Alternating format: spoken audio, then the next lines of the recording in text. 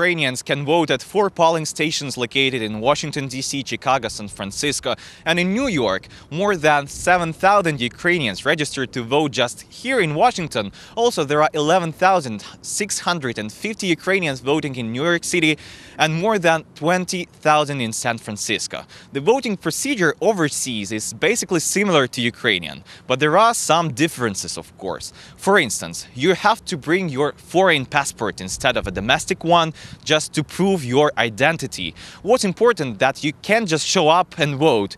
In order to participate in this election, Ukrainians in the US had to register to vote in advance. And in order to do that, you have to be placed on a consular register 1 week before casting the ballot. Some of Ukrainians have been complaining about the load of paperwork, but it seems like bureaucracy failed to discourage them from voting. From what I see on social media now in New York City, there seem to be lines at the Consulate General. In the last week, Voice of America conducted a number of interviews with Ukrainians registered to vote. They say they are eager to cast their ballot, even though they live overseas. People strongly believe they vote not just for a president, but for a better future for their motherland.